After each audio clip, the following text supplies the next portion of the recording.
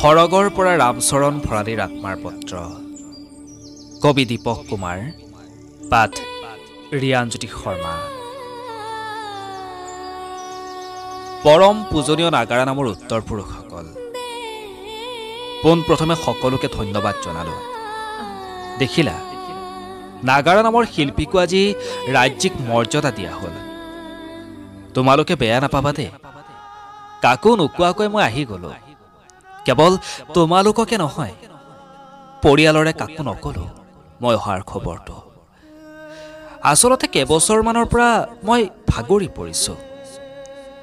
নামৰ কথাবোৰ ভাবিলে বুকুখন বিষায়ো নাগাৰা নামত আজি বেভিচাৰী হ'ল মহিলা পাঠকে মাহত ৩০খন অনুষ্ঠান কৰিব পৰা হ'ল এয়াই সনাতনী সংস্কৃতি একাংশ মহিলাই ঋতুচক্ৰ নমনা হ'ল কেৱল টকা লাগে টকা বৈকুণ্ঠৰ শৰীৰ নাম আজি বেভিচাৰী হ'ল পাঠকৰ গুৰু আসনত মদাহী নৃত্য কৰিব পৰা হ'ল প্ৰকৃত পাঠকবোৰ আজি ঘৰতে বৃদ্ধ হ'ল নামৰ অনুষ্ঠান নাপাই সিহঁত দৰিদ্ৰ হ'ল এইবোৰ কথা ভাবি মনটো মোৰ ভাঙি গ'ল মনত ৰাখিবা নাগাৰা নাম কেৱল টকাৰ বাবে নহয় এই নাম সৰগৰ নাম মোৰ দায়িত্ব দুগুণে বাঢ়িল সভাপতি যে মই নাম সংঘৰ সেই আৰম্ভ কৰিলো মোৰ উদাত্ত ভাষণ নামৰ প্ৰতিখন অনুষ্ঠানত একাংশই আকৌ আমাকে বদনাম কৰিবলৈ আৰম্ভ কৰিলে আমি হেনো ভোজ খোৱা সংঘ আমি হেনো ধুমকেতু আমি হেনো নামৰ অনুষ্ঠান নাপাইহে জ্বলি মৰিছো কাক কম কোনে শুনিব নাগাৰা নাম আজি ধ্বংসৰ মুখলৈ গ'ল হেৰা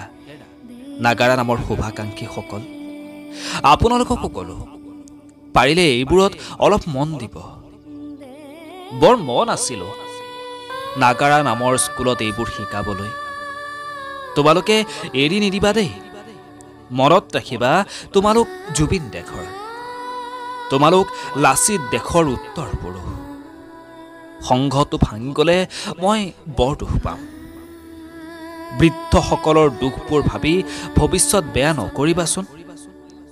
বৃদ্ধ বুলি মনীষীসকলক অৱজ্ঞা নকৰিবা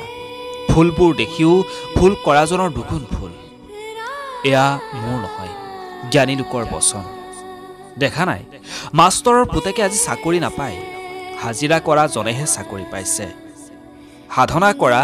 অহংকাৰী নহবা অহংকাৰীবোৰ এদিন হ'লেও ধ্বংস হ'বই এয়া শাস্ত্ৰৰ বচন বিকৃত নামক আমি মূল খুঁটিলৈ আনিবই লাগিব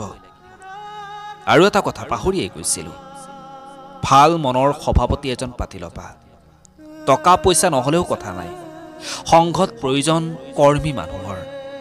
সংঘটো ভালদৰে সজাই পৰাই ল'বা নহ'লে মই সৰগতো সুখ নাপাম দেই এই কথা কিন্তু মনত ৰাখিবা ধন্যবাদ